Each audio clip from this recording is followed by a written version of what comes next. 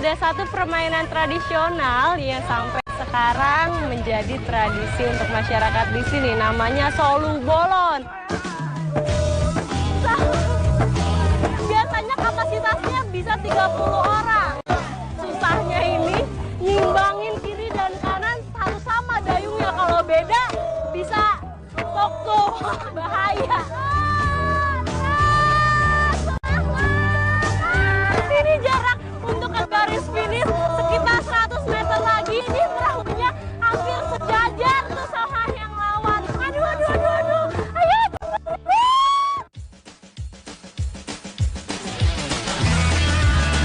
Hari ini saya sama masyarakat Desa Lumbun Binanga mau menangkap ikan tapi dengan teknik yang unik namanya mandatu. Semoga saja ikannya dapatnya banyak. Kita harus kuat berarti mama ya. Iyalah, nanti tarik jaring. Tarik terus. Aduh.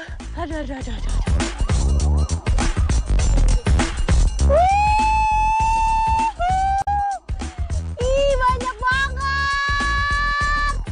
Dapat ikan banyak. Asik. Ikan.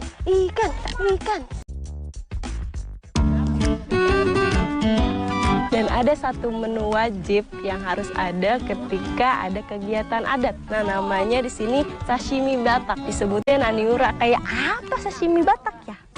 Di tengah. Ngebelahnya harus hati-hati banget. Potong pelan-pelan. Dipotong, Bu.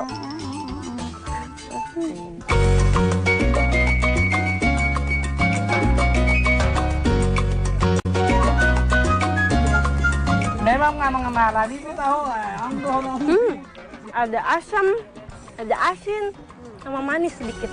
Enak banget.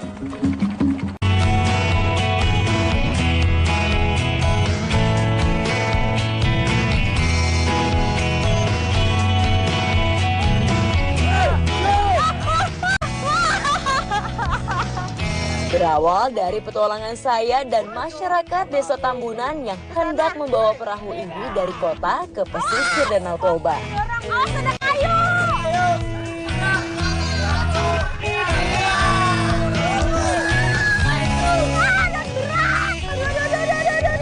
Aduh, berat banget.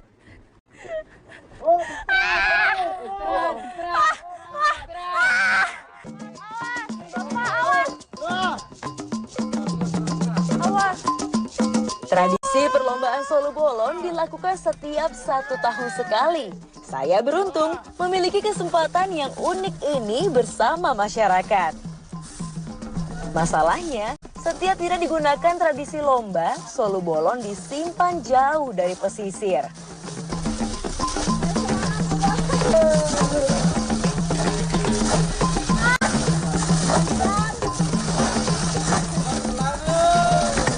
Karena curah hujan yang tinggi, kalau misalnya digotong sama airnya kan perahunya takutnya patah. Jadi harus dikeluarin dulu setengah, baru dikebalikin supaya airnya keluar, baru diangkat deh ke sana.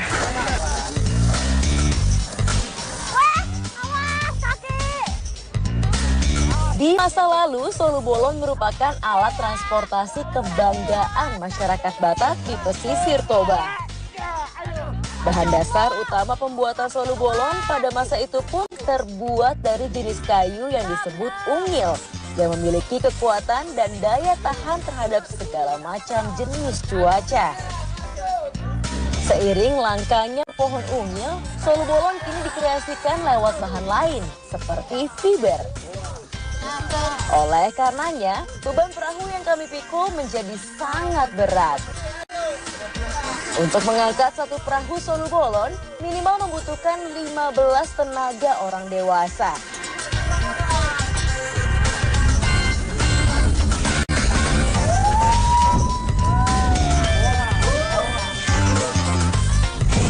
Ngeluarin si perahu ke truk ini cukup sulit dan ada tekniknya. Kalau misalnya nggak kerja sama seperti ini, ya nggak kebayang deh kayak apa. Alhamdulillah satu perahu udah, sekarang kloter kedua. Tuh masih menunggu di sana.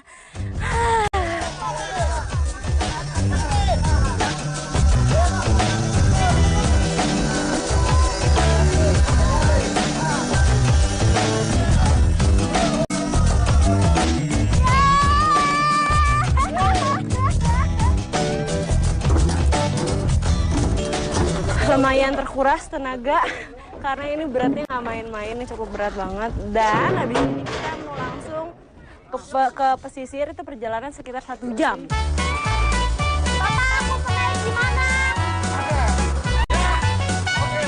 Satu perahu Solu Bolon dapat mencapai berat 1 ton. Karenanya, untuk membawa 2 sampan panjang ini, saya dan masyarakat membutuhkan tenaga truk yang biasa membawa kayu. Tangan Bapak!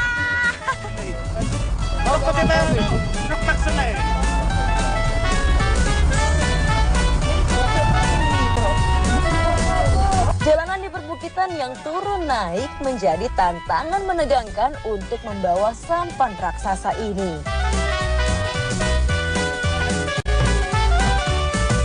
Ini perjalanan udah mau sampai sekitar 10 menit lagi di depan sana. Cuma deg-degannya dari awal sampai akhir nggak selesai-selesai. Karena takut, ngeri. Suka ngerem mendadak, kalau kita nggak pegangan bahaya. Jadi harus hati-hati.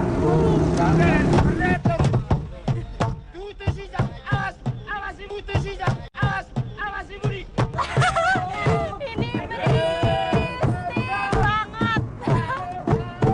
Ini kita kiri kanan rumah nih pada bangun nih yang tidur.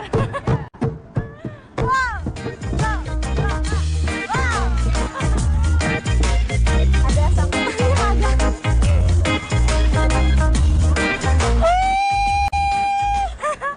Aman.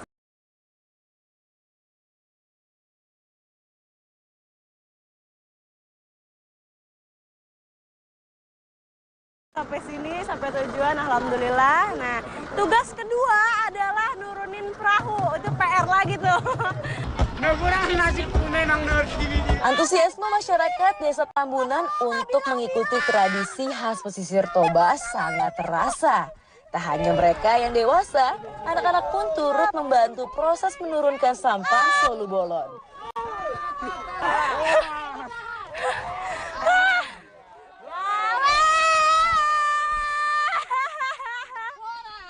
Apapun yang dilakukan dengan kerjasama pasti berjalan dengan baik. Aduh.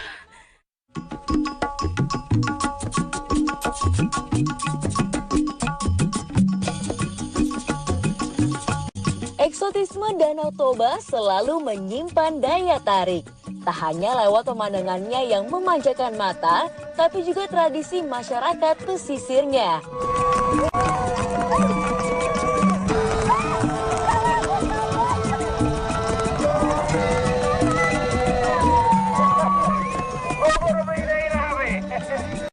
Tepatnya di Desa Tambunan, Toba Samosir, Sumatera Utara. Petualangan pesisir Danau Toba saya kali ini dimulai.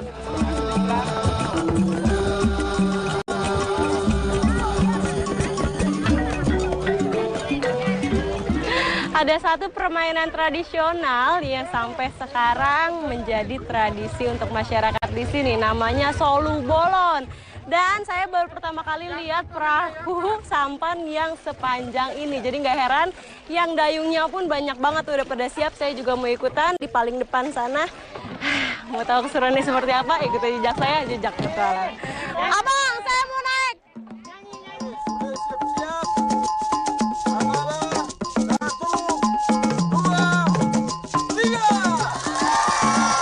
Inilah perlombaan Solu Bolon khas Batak yang menjadi kebanggaan masyarakat Toba Samosir, Sumatera Utara. Menjadi unik karena sampan yang digunakan memiliki ukuran yang sangat panjang. Tak main-main, ukurannya mencapai 10 meter.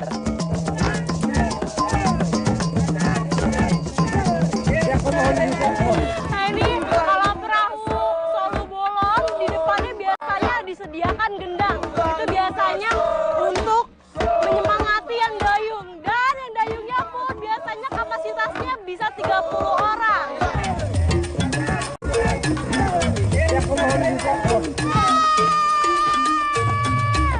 Kayu dayung setiap peserta menjadi sumber tenaga utama permainan adu ketangkasan ini. Satu sampan Solu Bolon dapat diisi hingga 30 orang dengan menempati formasi di kedua sisinya. Peraturannya sederhana. Peserta yang lebih dahulu menggerakkan solu bolon mencapai titik finish menjadi pemenangnya. Sepanjang 2 km lintasan, para peserta diuji daya tahan dan kerjasama di dalam tim.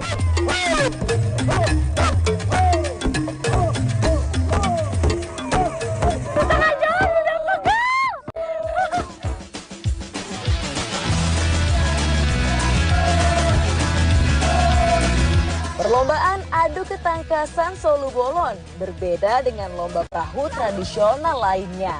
Setiap sampan solu bolon memiliki 3 posisi dengan fungsi yang berbeda. Di bagian depan terdapat penabuh alat musik gondang khas Batak.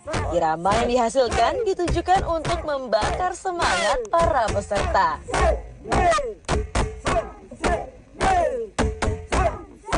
Di bagian tengah merupakan tempat bagi para peserta untuk mendayung sampan.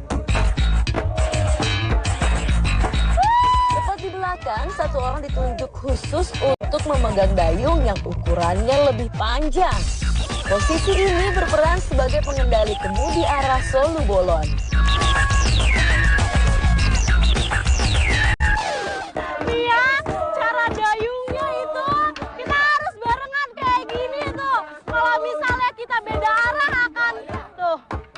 Nanti mentok sama yang lain, takut patah, jadinya harus hati-hati. Semangat!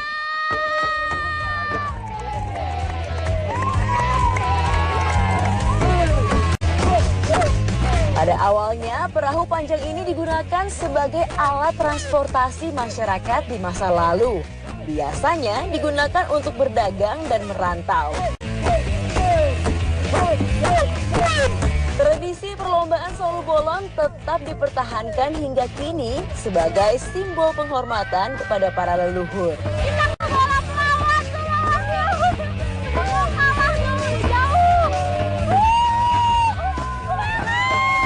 Ini jarak untuk ke garis finish sekitar 100 meter lagi, tapi saya belum tahu siapa yang bakal menang karena ini perahunya hampir sejajar tuh sama yang lawan. Aduh. Ayo cepet.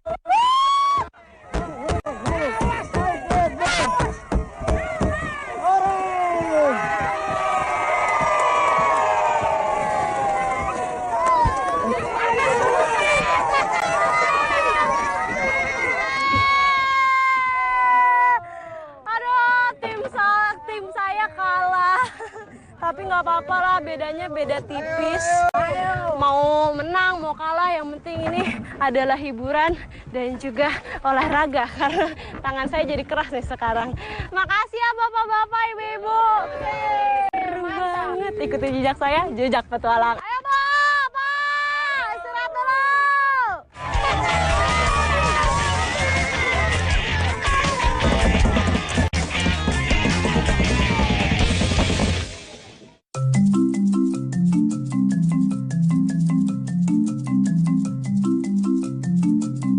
Petualangan saya lanjutkan. Kali ini merupakan acara masak-masak yang masih satu rangkaian dengan tradisi lomba solu bolon. Para inang atau sebutan bagi perempuan dewasa di tanah Batak menyiapkan beragam jenis kuliner khas untuk memeriahkan tradisi adu ketangkasan ini.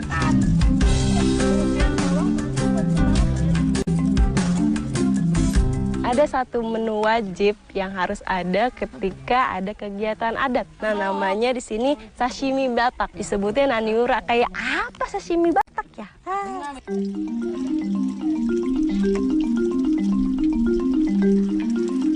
Naniura merupakan olahan ikan khas Batak yang tidak dimasak dengan api.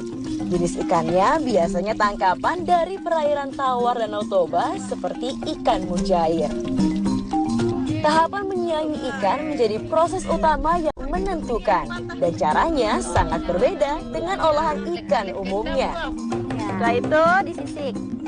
Mana tubuh dari Ada juga orang yang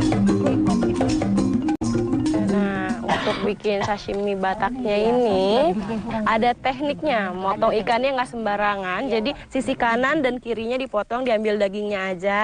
Tulang tengahnya itu nggak diambil. Kenapa? Karena nanti ikan ini nggak akan dimasak. Jadi coba dikasih bumbu supaya meresap ke dalam. Kalau pakai tulang itu agak susah ya Bu ya. Kalau bulat-bulat ikannya langsung semuanya ditaruh tuh nggak akan kerasa.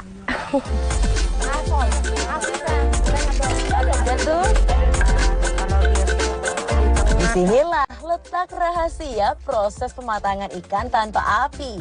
Daging ikan dilumuri bahan yang dipanggil asam jungga, salah satu bahan masak yang biasa digunakan masyarakat Batak. Perasan asam jungga dapat memasak, atau lebih tepatnya mendenaturasi protein pada daging ikan, sehingga kolagennya terputus dan dagingnya menjadi empuk.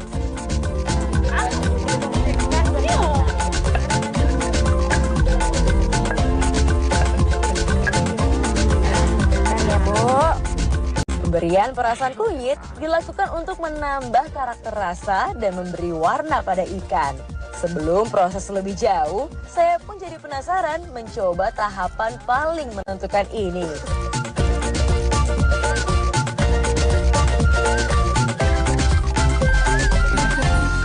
Jadi ada tekniknya, cara motongnya nggak boleh pakai pisau yang tidak tajam, harus yang tajam. Karena kalau misalnya nggak tajam, itu nggak akan kebelah, jadinya rusak ikannya. Ngebelahnya harus hati-hati banget. Karena yang diambil kan hanya dagingnya, jadi harus benar-benar tipis. Dan ikannya nggak boleh rusak dagingnya. Lalu balikin gini. Tapi ada juga yang tulangnya Masuk ke proses pengasaman. Asamnya ini nggak pakai asam sembarangan, tapi pakai jeruk jungga. Nih, seperti ini bentuknya, dibelah dua, terus nanti diperas di atas ikan. Selain memiliki asam yang lebih pekat, ini juga memiliki rasa manis. Jadi nanti saat diperas, dagingnya itu akan lebih lembut. Kalau udah dimakan, didiemin selama 1 jam. 1-2 jam. 1 atau 2 jam.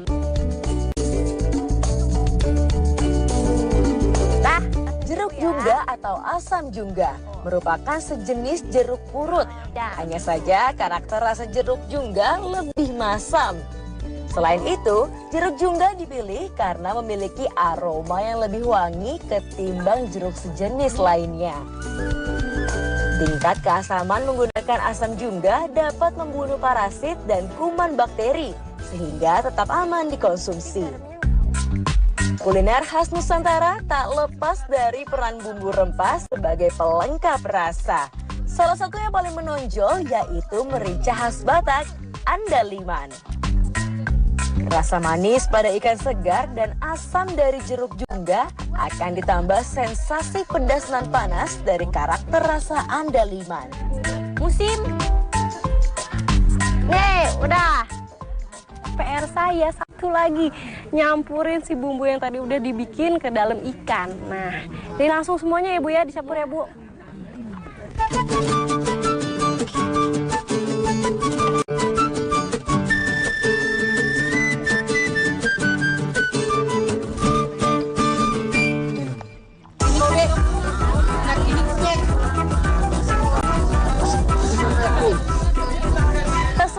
Dapat diolah menjadi naniura, ikan air tawar sejenis mujair dan ikan mas saja yang diyakini dapat diolah dengan teknik ini.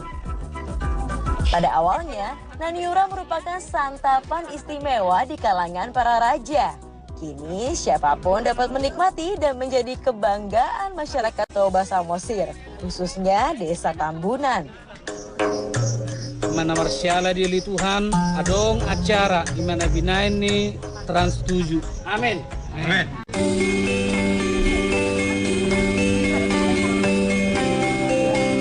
Memang nggak mengenal itu tahu.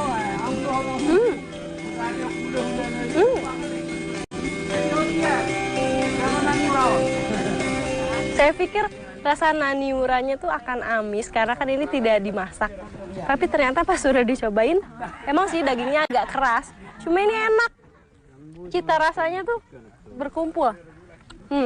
Ada asam, ada asin, sama manis sedikit. Enak banget. Pakai nasi ya Bu ya yang banyak. Wah, apalagi makan rame-rame begini. Ayo Bu, sikat Bu, nanti keburu habis sama saya. Gue sikat tenang. Bu, nasinya habis sama saya Bu. Nggak enak rasanya, enggak. Berbicara masalah manfaat, olahan Naniura memiliki kelebihan dibanding cara memasak menggunakan api dan minyak. Kadar protein pada tubuh ikan akan lebih terjaga karena proses memasak murni dari teknik fermentasi alami.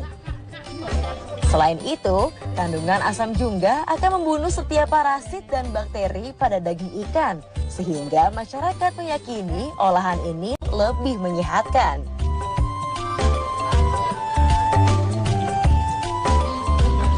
Saya jadi banyak belajar ilmu lagi nih, dapet ini nih cara masak Naniura ini. Saya bisa coba nanti di rumah ya Bu ya. Tadi bumbu-bumbunya kan saya udah hafal tuh apa aja. Bisa dipraktekin nanti. Ikuti jejak saya.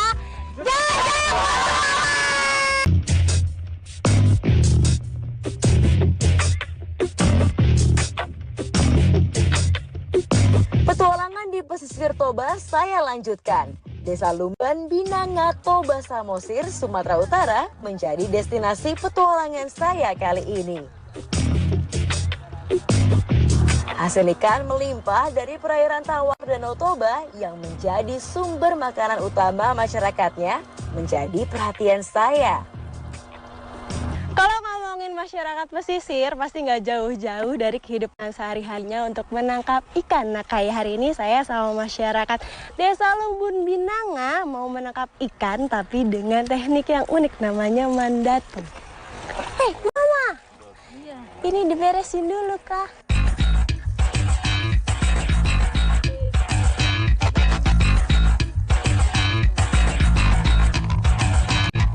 Mardoton merupakan istilah lokal untuk kegiatan menangkap ikan di Desa Lumban Binanga dengan menggunakan alat utama berupa jaring. Beriringan dengan pasaknya ini ditancapkan. Ini talinya, si jaringnya disangkutin dulu di pinggir sini. Nanti bapaknya yang akan nebar jaring sampai ke tengah-tengah sana, nanti balik lagi ke sini. Jadi kayak membuat setengah lingkaran jadi. Ayo semangat Bapak. Semangat, saya tunggu sini ya.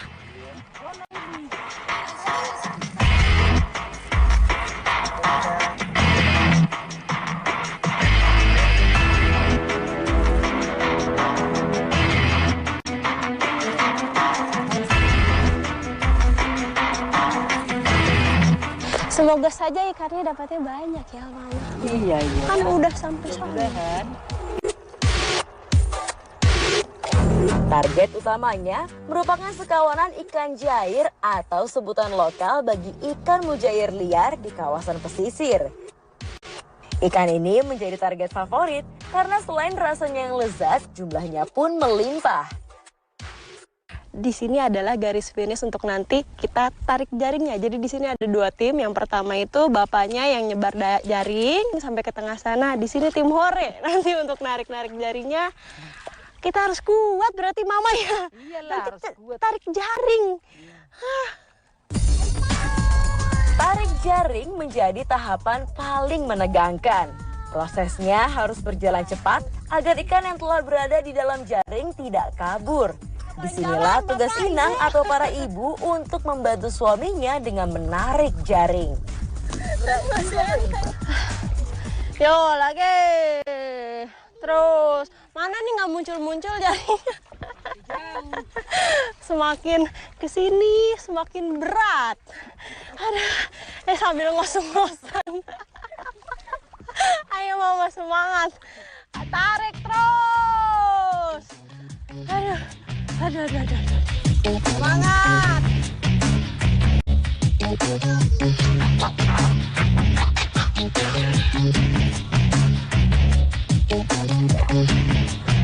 Ini ditaruh di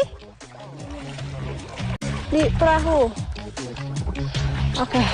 Ini kalau udah ketemu sisi ujung satunya, ini ditarik lagi sampai ke tadi pasak pertama kita pasang. Jadi kayak menyempit gitu. Sit, baru deh nanti diambilin ikannya. Asik. Ikan.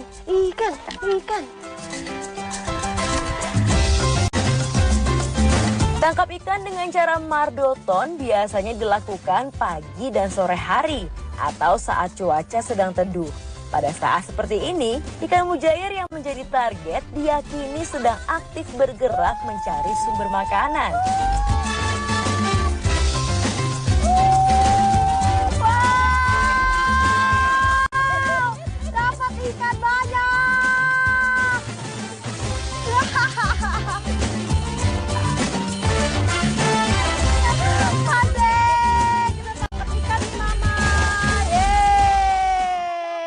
Ada yang nyangkut nih satu. Ikannya banyak banget. Tuh, nggak sia-sia tadi narik jaring berat-berat. Mungkin karena airnya juga mendukung. Jadinya kita banyak dapetinnya dan jaringnya ini besar-besar. Jadi rata-rata di sini dapatnya ikan. Bismillahirrahmanirrahim. Nih, mujair atau biasa di sini disebutnya jair nih. Besar-besar seperti ini biasanya dapatnya 500 ons ke atas. Jadi memang nggak heran, gede-gede. Wah.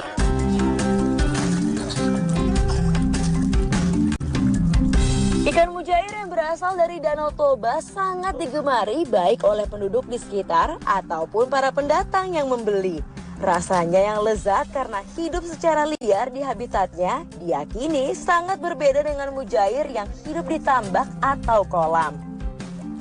Ini kira-kira berapa banyak ini, Mama? Berapa kilo? 20 kilo? Biasanya paling banyak dapat berapa kilo? Ada 50? Tidak ada? Ada kalau biasa, tapi yang ini 20 kilo ini ada ini.